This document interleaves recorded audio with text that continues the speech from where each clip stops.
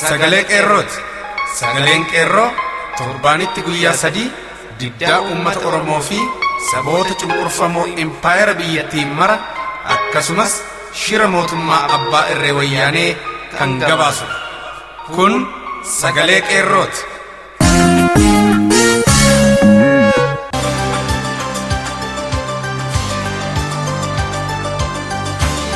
Bitootessa 10 bara 2016 harka fuuni akkam jirtu jaallatamoof kabajamoo dhaggeeffatoota sagalee qeerroo. Qophiin sagalee qeerroo as Oromiyaa irraa isiniif darbu kan guyyaa irraa jalqabnee jirra. Qophii keenya irraa keessatti akkuma beekamu dursa oduutu isiniif dhiyaata.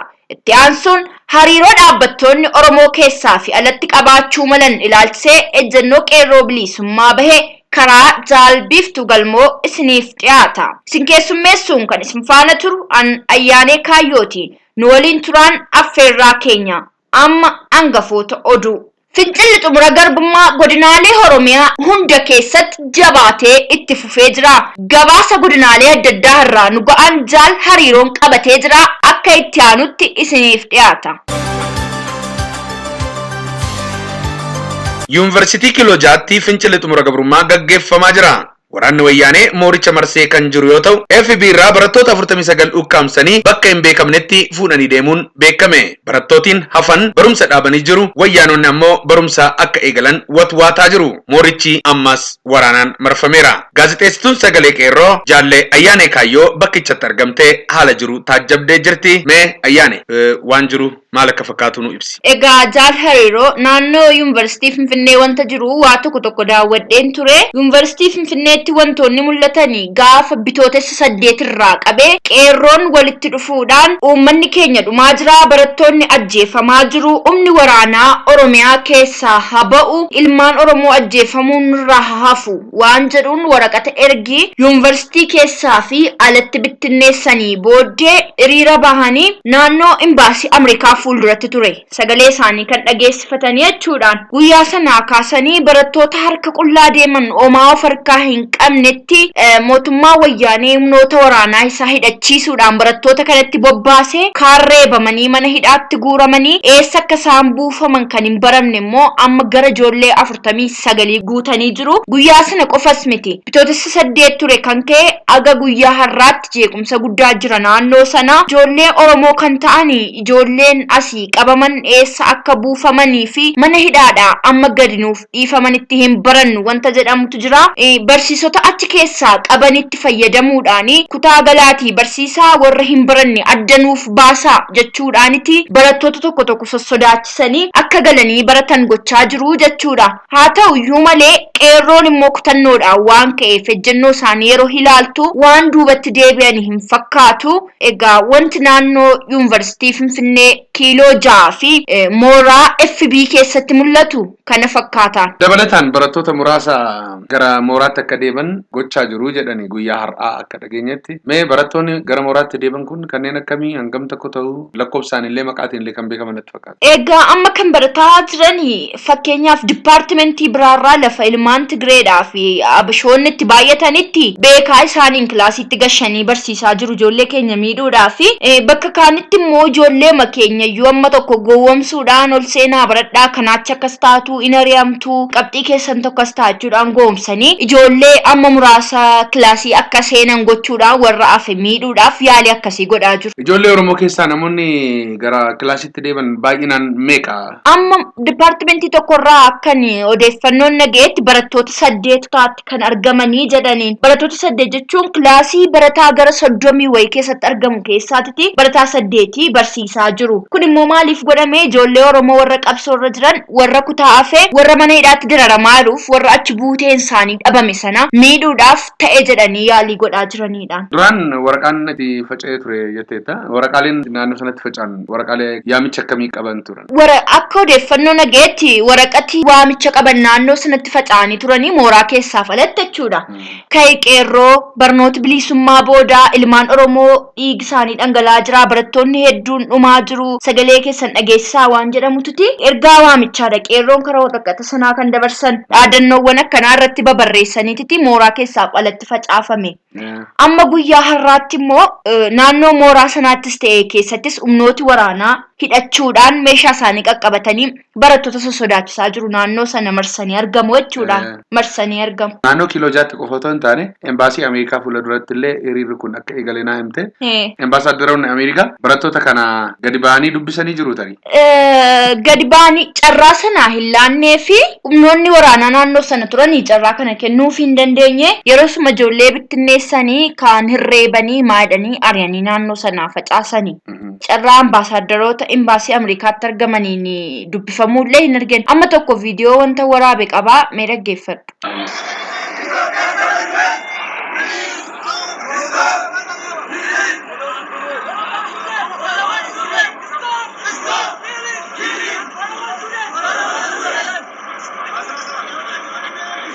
Baay'ee kan namatti toludha. Embaasii fuula duratti sagalee akkasii dhageessisuun baay'ee gaariidha. Sagaleen Oromoo akka biyyoota addunyaa kana hundarratti dhagahamu taasisa jechuudha. Magaalaa Finfinnee kana keessatti embaasii hedduutu jira. Gara fuulduraatti illee muuxannoon kun babal'atee otoo itti fufee waan gaarii fakkaata. Garuu sagalee hamma kanaa dhageessisaa akkam viidiyoo kanarraa argutti waraana hedduutu marsee jira embaasii fuula duratti. Sagalee kana hundaa dhagaa ambaasaaddoroonni Ameerikaa garuu gadi bahanii barattoota kana dubbisuu baachuun isaanii hedduu kan nama saalfachiisudha. Hundumaafuu hedduu galatoomii ayyaanee bifuma kanaan waan naannawa sana jiru nu gabaasaa akka adeemtu abdii qabna. Tole hayyee hariiroo ulfaadho gaatis. Baha Oromiyaa godina Harargee bahaa fi dhihaa aanaalee hundaa keessatti gaaffiin abbaa biyyummaa akkaan jabaataa ta'e gamtaa uummata Oromoon gaggeeffamaa jira. Barattoonni, hojjettoonni, qonnaan bulaa fi hawaasni hundi qabsootti ka'ee jiraachuun mirkanaa'eera. Ona Cinaaqsan keessatti barattoonni bahanii fincila xumura gabrummaa gaggeessaa jiru. Ona Qarsaa keessatti barattoonni fi qonnaan bulaan bakka takkatti falmaa abbaa biyyummaa gaggeessaniiru. Ona Qarsaa keessatti falmaa kanarratti Muraad Muhammadii fi Kadir Siraaj Ahmed namoonni jedhaman lamaan Oromoorraa wareegamuunis addaateera. Kan madaa'anis akka jiran himameera. Onuma Qarsaa Araddaa Amboo jedhamu keessatti ammoo uummanni wareegamtootaa fi madoo isaa qabate alaabaa Oromoo kan adda bilisummaa Oromoo fannifachuun mirmirsaa gabrummaan nu ga'e jedhee ifatti bilisummaaf marxifatee ka'uun wayyaanee afaan qabachiisaa jira. Fincilli kun ona giraawaattis tarkaanfachuun bifa haaraan wayyaanee dhaabaa dhaabbata dhabsiisaa jira. Waraanni Agaazii fincila kana tasgabbeessuuf bobbaafames aanota hundarratti fincila adeemaa jiru kana to'achuuf hin dandeenye. Milishoonni wayyaaneen karaa OPDO leenjiftee uummata keessee turte uummata cinaa gortaniittu sababa jedhuun shakkamee ofiifuu gamaggamamaa jira. Sababaa bulchiinsa gaariitiin kan adeemaa jiru gamaggamni kunis daandiilee cufaman irraa dhagaa guuruutiin akka itti gaggeeffamu dhabeera. Hojiin waraana wayyaanee fi milishootaa inni guddaan daandiilee cufaman bansiisuuf dhagaalee guuruu ta'eera. Tarkaanfii wayyaaneen bifa haaraan uummata gaaffiisaa karaa nagaa fi mirga dimookiraasii gaafataa jiru irratti fudhattu hangam cimaa dhufuus uummata caalaatti qabsoo daraniif hadheessee kaachisee fincila xumura gabrummaa finiinsaa jira malee dhaamsus ta'e tasgabbeessuu hin dandeenye. Fincilli xumura gabrummaa godina Shawaa Lixaa, Wallaggaa, Jimmaa, Boranaa fi Arsii keessattis hammaatee wayyaanee dhiphina guddaaf saaxileera. Arsii fi Adaamaa kan wal qunnamsiisu daandiin cufameera. Konkolaataa oraaliin waraana wayyaanee tokkos gubateera. Uummanni kofalee wareegamtoota keenyaaf hanga gumaa kaffallutti manatti hin deebinu jechuun waliif kakatee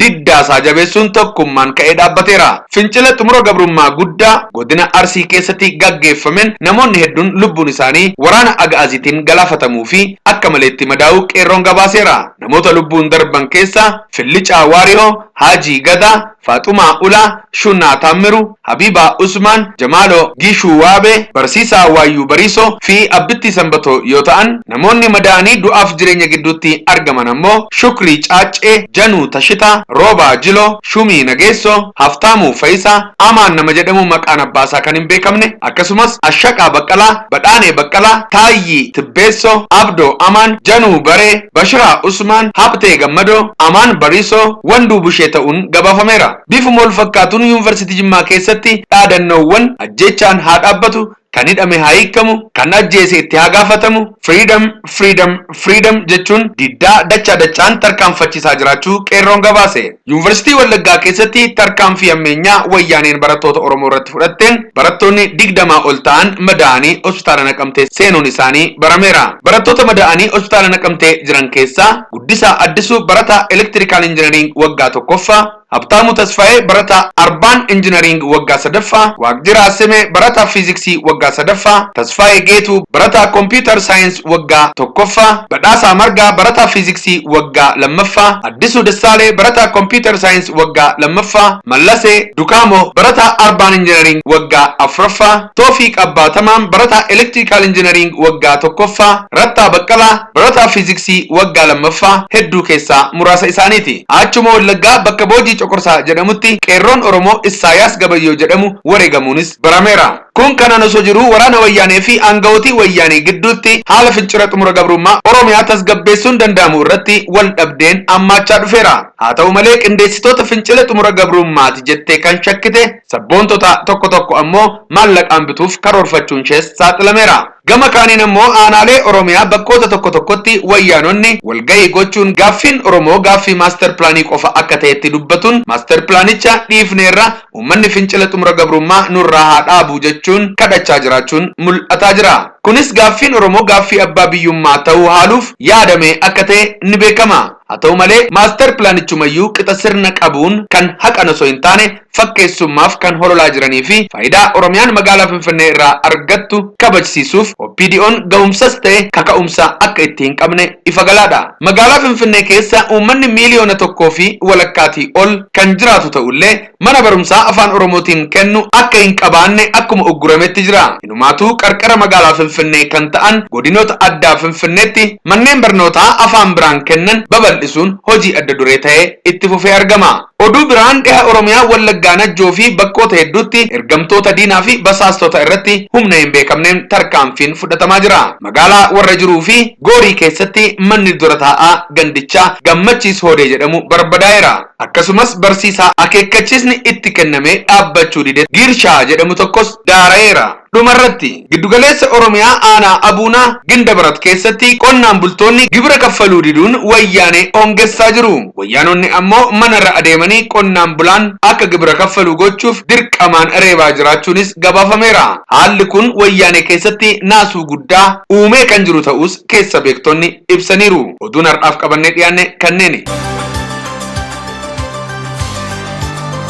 Oduu amma nu dhaqqabeen ammoo magaalaan Buraayyuu guyyaa har'aa dirree waraanaatti geeddaramtee jirti. Ganamaan waraqaalee qabsoo rabsuun qabsoo karaa nagaa gaggeessuu kan eegalan barattoonni mana barumsaa olaanaa fi qophaa'inaa Buraayyuu hiriira gaaffii abbaa biyyummaa qabatanii wayita ka'anitti waraanni wayyaanee gaaza imimmaan nama boochisu itti dhukaasuun barattoota kanatti humnaa ol bobba'uun dhukaasa gurguddaa banee jira. Barattoota kana galma gurguddaa fi kutaalee barnootaatti naquun gaazan imimmaan nama boochisu kana daddabalanii dhukaasuun akka isaan ukkaamaman godhanii dararaa gurguddaa irraan gahaa jiraachuutu dhagahame. Barattoonni hedduun hadoodanii uf wallaalanii akka jiranis hubatameera.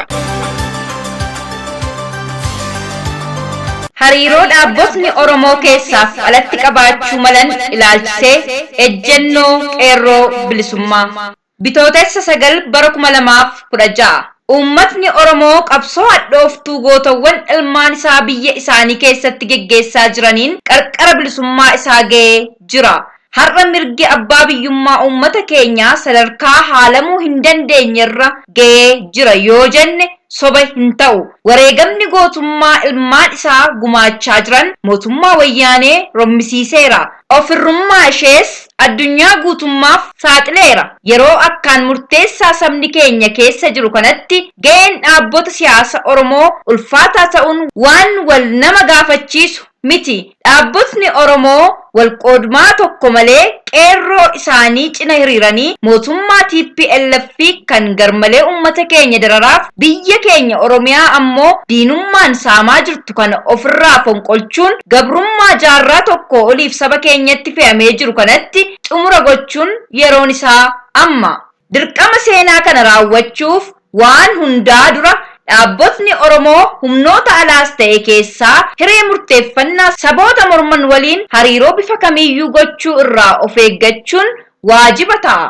hariiroon humnoota akkasii waliin godhamu qabsoo gootawwan keenya wareegama lubbuu isaaniitiin nu dhaalchisan sharafuu waan ta'eef dhaabbotni Oromoo gaafatamni itti dhaga'amu marti sochii isaanii keessatti of eeggannoo cimaa akka godhatan cimsinee beeksifna. Keessattuu yeroo ammaa kana humnoota mooraa Oromoo gargar baasuun qabsoo sabichaa dadhabsiisanii aangoo siyaasaa fudhachuu kanneen abbalan waliin hiriiruun badii seenaan dhiifama hin goone dalaguu waliin walgituu isaa hubatanii dhaabbotni keenya gocha bifa kana irraa akka of eeggatan qeerroon dhaamsa qabsoo dabarsaaf.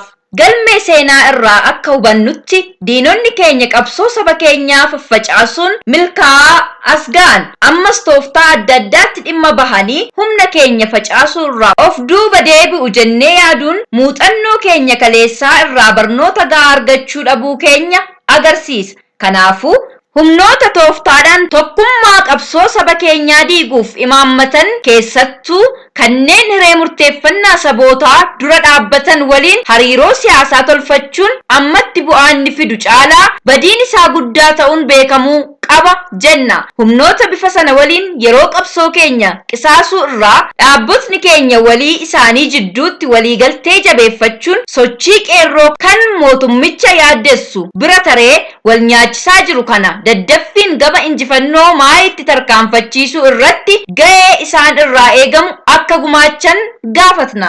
Sochiin qeerroo Oromoo humna tokkicha TPLF'n hudhee qabaa jiru ta'uun osoo beekamuu gartuuwwaniif dhaabbotni siyaasaa tokko tokko bu'aa qabsoo dhiiga obbolaa keenyaan galmaa'aa jiru saamuu of qopheessaa jiraachuun isaanii dhokataa miti. Seenaa biyyattii keessatti akkuma beekamu uummatni Oromoo sochiilee mootummoota darban jijjiran keessatti ga'ee guddaa taphatuyyuu warreen mala siyaasaa beekan jijjiirama dhiiga ilmaan keenyaan dhufe saamaa as gahaniiru. Har'as haalli sana fakkaatu dhalachuu mala jedhanii kanneen qabsicha keessatti gumaacha mul'ataa tokko hin kennin qabsoo Oromoo gara hin barbaachifnetti jallisuuf akka of qopheessaa jiran hedduudha. Uummatni keenya keessattuu dhalootni haarawaan deemsa keenya kaleessaa irraa muuxannoo guddaa argatee waan jiruuf abjuun isaanii kun tasa kan hojiitti ni hiikamne ta'uu isaan hubachiisuu feena. Dhaabbotni Oromoo humnoota akkasii waliin hiriirtanii qabsicha keessatti ga'ee mul'ataa osoo hin kennine kallattii qabsoon deemaa jiru jijjiiruuf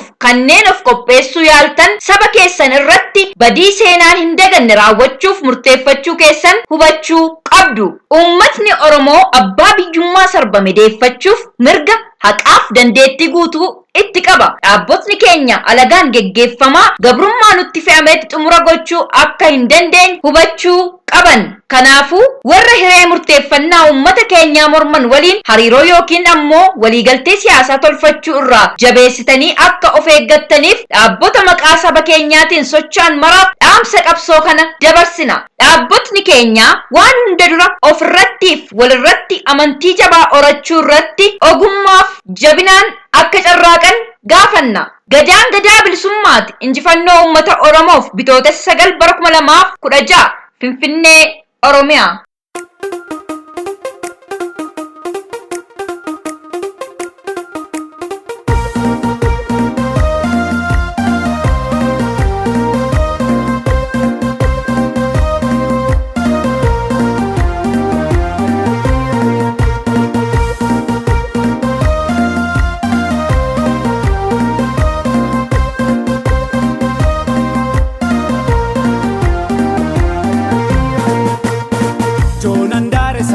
Sanyii gootaa leenca galmi daggalaa dheessee yooma naggalaa. Yoonandaare saba koo sanyii gootaa leenca galmi daggalaa dheessee yooma naggalaa. Yoonandaare saba koo sanyii gootaa leenca galmi daggalaa dheessee yooma naggalaa.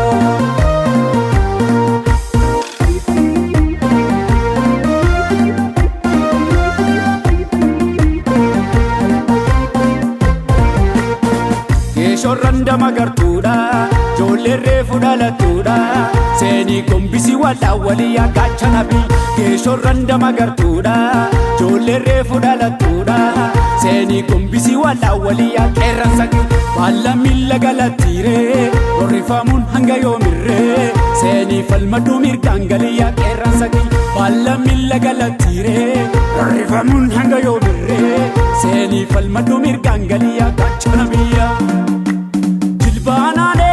Jilbaanaane ashawaa jilbaanaane biyya baane inafnu faffacaane jilbaanaane ashawaa jilbaanaane biyya baane inafnu faffacaane Sinjaaladhan jenne akka maleedha Raamooti kasiin jedhe kaleedha Sinjaaladhan jenne akka maleedha Raamooti kasiin jedhe kaleedha Kurriin finfinneerraan duumessaa'e Olingoota qeerroo natti urgaa'e Moosat fantaalleerraan duumessaa'e Olingoota qeerroo natti urgaa'e Kurriin cilaaloorraan duumessaa'e Olingoota qeerroo natti urgaa'e Chalinko anoleen duumessaa'e Olingoota qeerroo natti urgaa'e Kurriin sannateerraan duumessaa'e Olingoota qeerroo natti urgaa'e Karaa mul'atarraan duumessaa'e Olingoota qeerroo natti urgaa'e Kullalleen xooxxoon duumessaa'e Dirree Haromaayaan duumessaa'e Tiishoo arbaa guguun duumessaa'e Olingoota qeerroo natti urgaa'e Olingoota qeerroo natti urgaa'e Olingoota qeerroo natti urgaa'e Olingoota qeerroo natti urgaa'e Olingoota qeerroo natti urgaa'e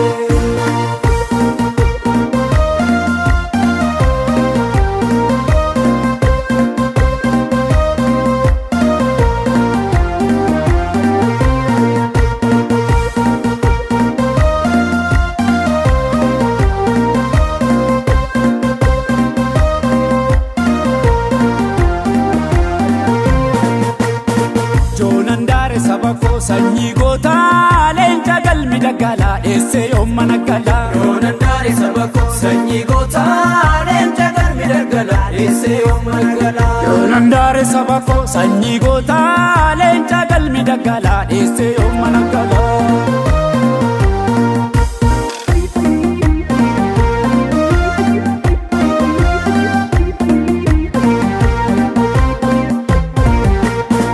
Geeshorran dama gartuudha Joolleen reefu dhalattuudha Seenii gombisi walaa walii gaachana biyya Geeshorran dama gartuudha Joolleen reefu dhalattuudha Seenii gombisi walaa walii qeerransa Baala miila galattiiree Rorrifamuun hanga yoomirree Seenii falmaduu mirgaan galii qeerransa Baala miila galattiiree Rorrifamuun hanga yoomirree Seenii falmaduu mirgaan galii gaachana biyya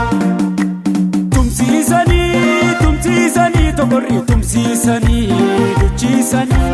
duchiisanii godama duchiisanii dhiirama duchiisanii tumsiisanii tokkorri tumsiisanii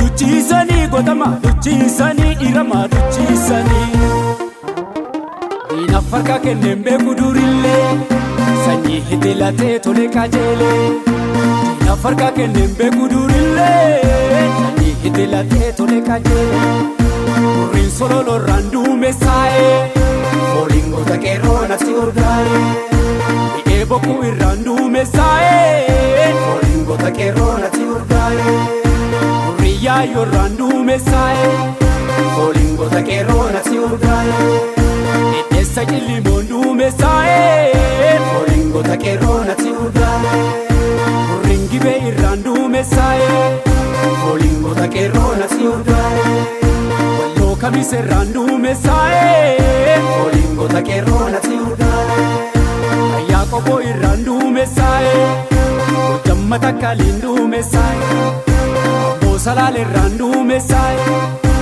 Olingoota qeerroo natti urgaa'e Olingoota qeerroo natti urgaa'e Olingoota qeerroo natti urgaa'e Olingoota qeerroo natti urgaa'e Olin bilisummaa natti urgaa'e Finfinneerraan duumessaa'e Olin bilisummaa natti urgaa'e Finfinneerraan duumessaa'e Olin walabummaa natti urgaa'e Olin bilisummaa natti urgaa'e Olin walabummaa natti urgaa'e Olin bilisummaa natti urgaa'e Olin bilisummaa natti urgaa'e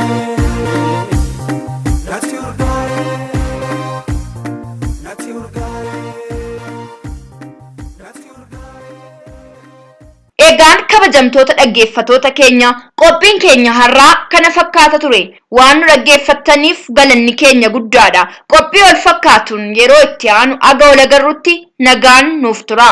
Injifannoo uummata Oromoof. Gadaan gadaa bilisummaati.